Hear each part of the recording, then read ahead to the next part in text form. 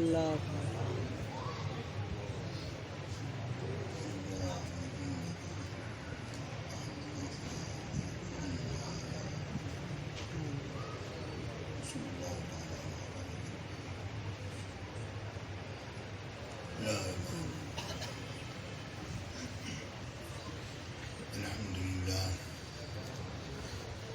الحمد لله رب العالمين والعاقبة للمتقين والصلاة والسلام على سيد المرسلين وعلى آله وصحبه وأهل بيته أجمعين.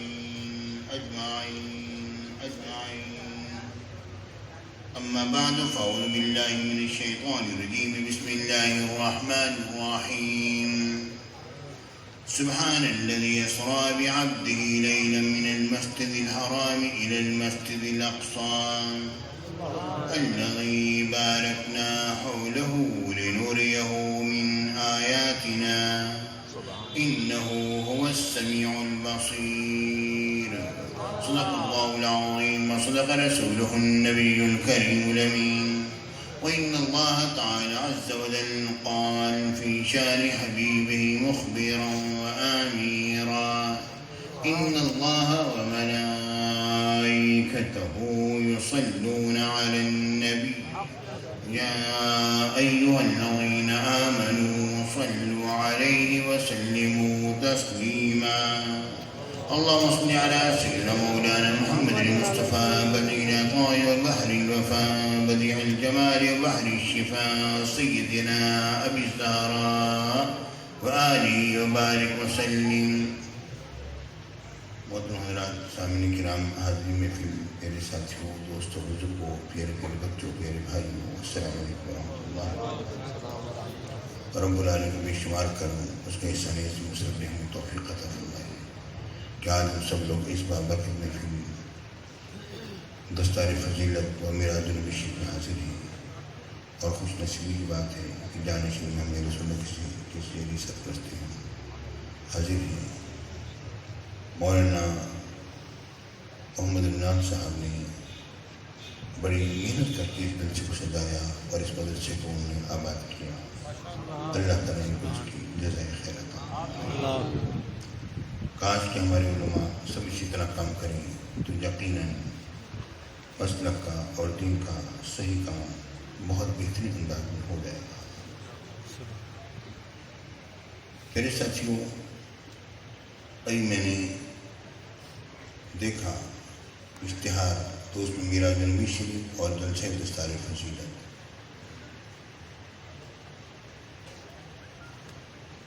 اس بارے میں ان دونوں کو مکس کر کے چلنا اور بیان کرنا معنی دارد معاملہ ہے، لیکن میں چونکہ تقریب بہت مختصر سے کرنا ہے، اچانک مہمان آ گئے، دیر ہو گئی آنے میں، ایسا تشریح آئے، کوشش کروں گا کہ میں 12-13 منٹ میں بات کو مکمل کر دوں انشاءاللہ. میرے ساتھیوں، پہلی بات تو یہ ہے کہ فلسفہ معراج کیا ہے اور سبب معراج کیا بنا. اس بات کو کسی آیت کریمہ سے سمجھا جا سکتا ہے. سبحان الذی اسری بعبدہ لیلا. فلسفہ معراج یہ ہے کہ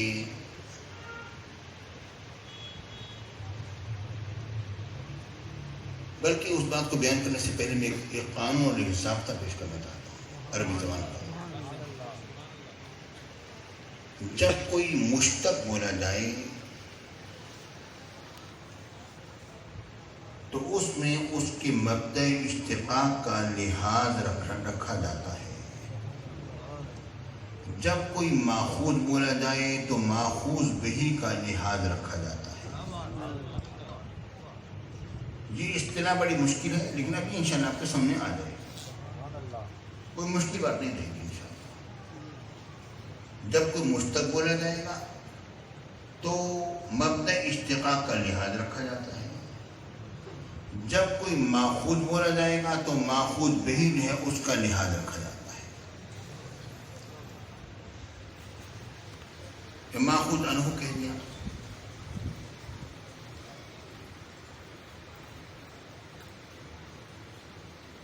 حضرت سعد رضی اللہ تعالیٰ عنہ تشریف لائے، لوگوں میں میرے آقا مسجد وگر تھے،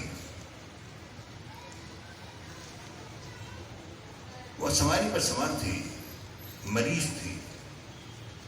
میرے آقا نے انہیں لوگوں سے فرمایا قوموا لسیدکم، اپنے سردار کے لیے کھڑے ہو جاؤ۔ تو لوگوں نے کہا کہ دراصل وہ مریض تھے، اس لیے حضور علیہ السلام نے لوگوں کو کھڑا کیا کہ کھڑے ہو اور ان کو ان کے سواری سے اتارو۔ تو ہمارے مشائخ نے کیا جواب دیا؟ فرماتے ہیں اگر میرے آقا کا ارادہ یہ ہوتا کہ تم مریض کو اتارو تو میرے آقا کا جملہ یوں ہوتا قوموا لمریضکم، اپنے مریض کے لیے کھڑے ہو جاؤ۔ کہ مریض کا لفظ بول کے مبدأ اشتقاق مرض کا لحاظ رکھا جاتا کہ چونکہ یہ مریض ہیں، ان میں مرض موجود ہے، اس لیے کھڑے ہو جاؤ تاکہ تم ان کو اتار دو۔ لیکن میرے آقا نے یہ جملہ فرمایا قوموا لسیدکم، اپنے سردار کے لیے کھڑے ہو جاؤ۔ تو سید کا لفظ بولا گیا، اس کے مبدأ اشتقاق سیادت کا لحاظ رکھا جائے گا کہ میرے آقا نے در حقیقت ان کے قوم کے لوگوں سے یہ فرمایا تھا کہ تمہارے سردار ہیں، اپنے سردار کا احترام کرو، کھڑے ہو جاؤ۔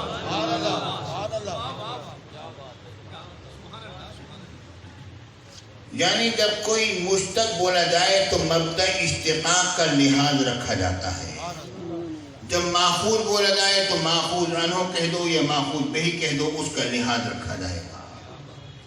تو عبد کا لفظ ہے دراصل یہ ماخوذ ہے، کس بات سے؟ عبدیت سے ماخوذ ہے، یعنی اس میں بندگی مراد ہوتی ہے۔ تو رب العالمین نے فرمایا سبحان الذی اسریٰ بعبدہ، کامل عبد وہ ہوتا ہے جو اپنے آپ کو مکمل طور پر مٹا دے، فنا کر دے، ختم کر دے، اپنی ہستی کو باقی نہ رکھے۔ جب میرے آقا حضور علیہ السلام کی طرف جب اس کلمہ کی جب نسبت کی جائے گی تو مطلب کیا ہوگا کہ میرے آقا وہ ہستی ہیں جنہوں نے اپنے آپ کو اپنے رب کے سامنے باقی نہ رکھا اور فنا کر دیا رب کی بارگاہ میں۔ حضور علیہ السلام رب العالمین کی تجلیات اور جلووں میں مکمل طور پر اس طرح سے گم ہو گئے کہ کسی اور کے اندر یہ صلاحیت نہیں ہے۔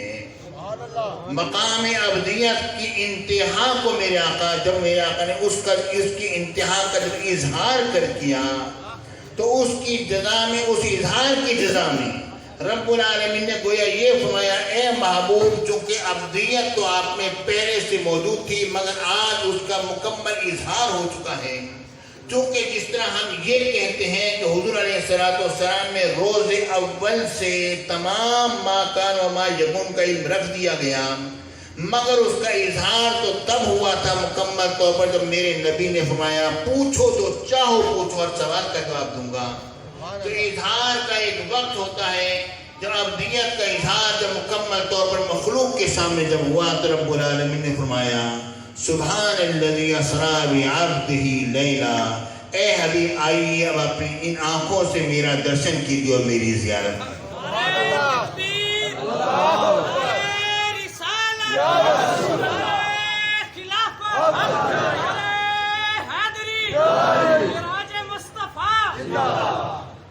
شیخ الحدیث و تفسیر حضرت علامہ صاحبزادہ سید ارشد شاہ صاحب کاظمی اعلان کرم حضور مرشد کریم غزالی زمان۔ پھر بھائیوں، میرے آقا حضور علیہ السلام کو معراج ہوئی تو دیکھنا یہ ہے کہ کیا رب العالمین کا دیدار ممکن ہے؟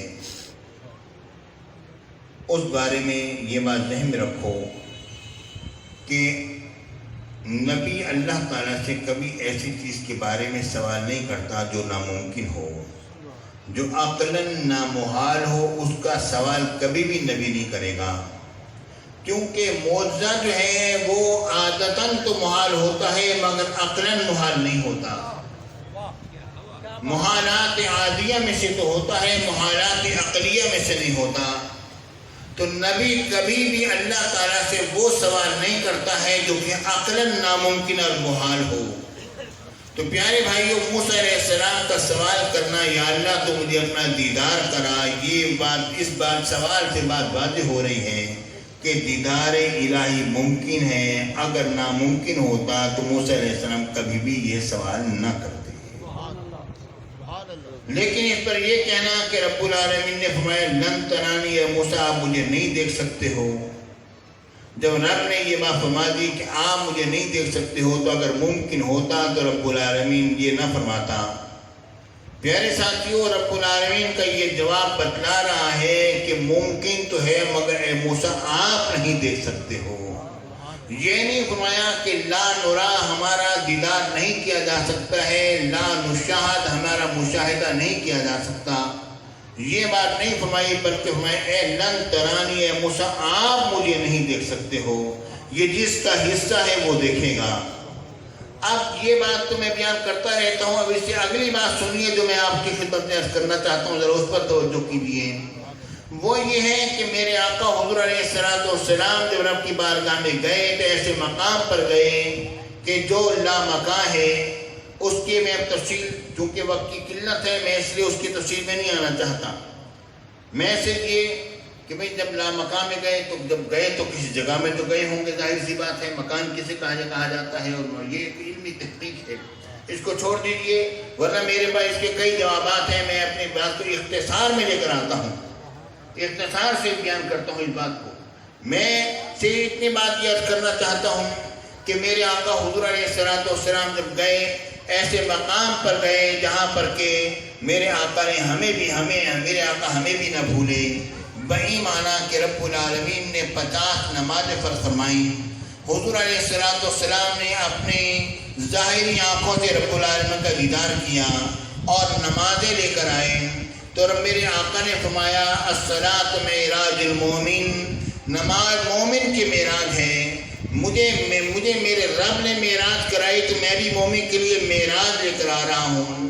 یا رسول اللہ، آپ نے تو رب کا دیدار کیا، یہ آپ کی معراج تھی، ہمارے لیے نماز میں اور معراج میں کیا ربط ہے؟ میرے آقا نے فرمایا انت عبد اللہ کأنک تراہ، رب کی عبادت کرو گویا کہ تم رب کو دیکھ رہے ہو۔ فَإِن لَمْ تَكُنْ تَرَاهُ، اگر تم اپنی ہستی کو مٹا دو گے تو تم رب العالمین کے جلووں کا مشاہدہ کرو گے۔ فَإِنَّهُ يَرَاكَ، وہ تو تمہیں دیکھ ہی رہا ہے۔ دیکھیے غور کیجئے، میرے آقا کو معراج لے کر آئے جو کہ مومنین اپنی ہستی کو مٹا دیں تو رب العالمین کی تجلیات کو وہ مشاہدہ کریں۔ اور ہوا کیا، جب نماز لے کر آئے تو موسیٰ علیہ السلام سے ملاقات ہوتی ہے، وہ بار بار واپس بھیجتے ہیں۔ 9 مرتبہ میرے آقا کا جانا آنا لگا رہا، اس کے بعد 50 کی 5 نمازیں ہوئیں، اور آپ کی علم میں یہ بات ہے کہ عدد جو ہے در حقیقت وہ 9 پر آ کر ختم ہو جاتا ہے۔ جب 10 آئے گا تو 1 اور صفر پھر 1 شروع ہو گیا، پھر 11 آئے گا تو 1 اور 1 2 ہو گیا، 18 آئے گا تو 8 اور 1 9 ہو گیا، 19 آئے گا تو 9 اور 1 10 اور صفر اور 1 پھر 1 ہو گیا۔ عدد جو ہے وہ 9 پر تمام ہو جاتا ہے، یعنی میرے آقا نے رب العالمین کا دیدار کیا 9 مرتبہ کیا، جہاں پر کہ عدد ختم ہو گیا ہے۔ اور میرے آقا نے فرمایا، آپ ذرا دیکھیے غور کیجئے، میرے آقا حضور علیہ السلام نے فرمایا انا میرات و جمال الحق، میں جمال حق کا آئینہ ہوں۔ تو رب العالمین کی جتنی تجلیات اور جتنے جلوے کسی ذات میں سما سکتے تھے وہ میرے آقا کی ذات تھی، وہ سما گئے، عدد پورا ہو گیا ہے۔ اور ایک آئینہ جو ایک ام المومنین کے پاس موجود ہے، جس میں میرے آقا نے ایک مرتبہ اپنے چہرے انور کو ملاحظہ کیا، تو صحابہ کرام میرے آقا کے وصال پاک کے بعد ان کی بارگاہ میں حاضر ہوتے، ہمیں حضور کا دیدار کروائیے۔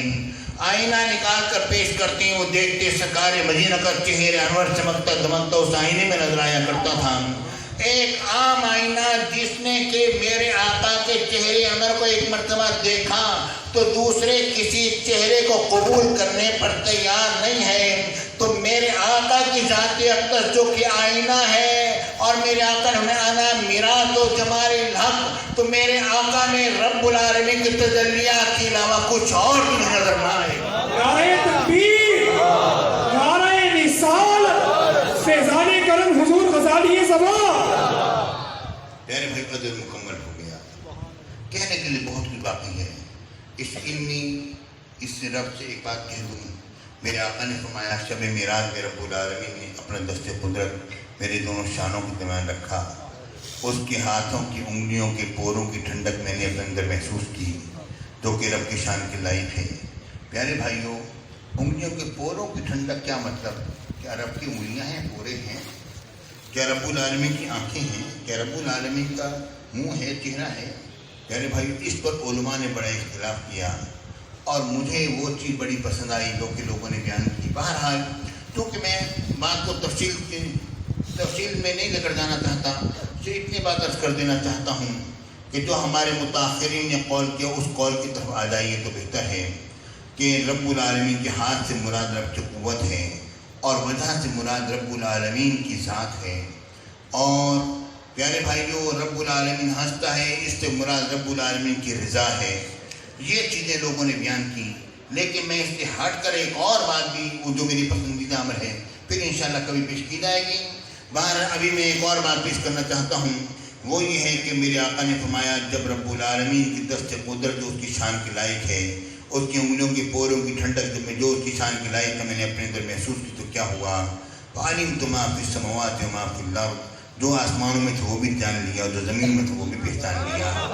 پیارے بھائیوں، آپ ذرا دیکھیے اور غور کیجیے، میرے آقا نے فرمایا جو آسمانوں میں تھے وہ بھی جان لیا، جو زمینوں میں تھے وہ بھی پہچان لیا۔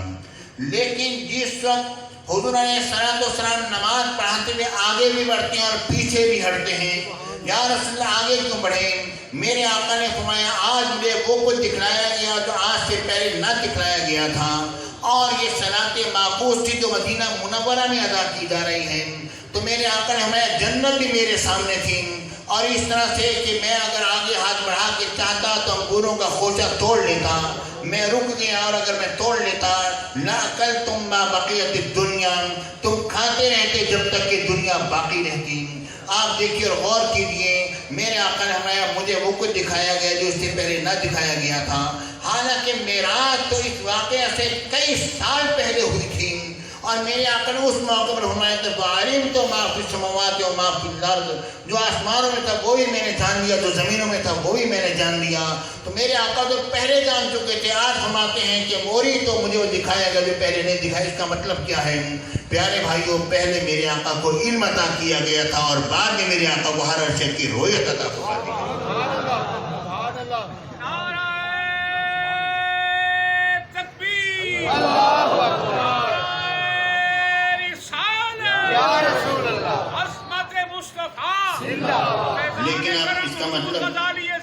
لیکن آپ اس کا مطلب یہ نہ لیجئے کہ علم کا درجہ کم تھا، رویت سے نہیں، حق الیقین بھی ہوتا ہے علم جو ہے۔ پیارے بھائیوں، یہ اصل میں اس کا تفاوت باعتبار اپنے مراتب کے ہیں، لیکن باعتبار اپنے علم اور فضل کے نہیں ہے۔ جس طرح کہ ہر چیز کا اپنا ایک الگ شان ہوتی ہے، وہ شیون کے اعتبار سے اس کو الگ الگ کیا جائے گا، مگر اس طرح الگ نہیں کیا جائے گا کہ میرے آقا کا علم کم درجے کا تھا اور رویت زیادہ درجے کی تھی، کیونکہ بعض اوقات علم جو ہے وہ رویت سے زیادہ قوی ہوتا ہے۔ جس طرح کہ ہماری آنکھ دیکھتی ہے کہ چاند جو ہے وہ سر پر دوڑا چلا جا رہا ہے رات میں، لیکن ہمارا علم ہمیں کہتا ہے نہیں، بادل چل رہے ہیں۔ بعض اوقات علم جو ہے وہ رویت سے زیادہ قوی ہوتا ہے، تو اس لیے میرے آقا کی علم کو رویت سے کم درجہ نہیں دیا جائے گا، لیکن ہر ایک کا اپنے خاص انداز پر تفاوت ہوتا ہے، اس کا لحاظ رکھا جائے گا۔ رب کی بارگاہ میں دعا ہے یا اللہ تو ہم سب لوگوں پر فضل و کرم اور رحمت نازل فرما، اور ہم سب پر کرم فرما، آمین۔ وآخر دعوانا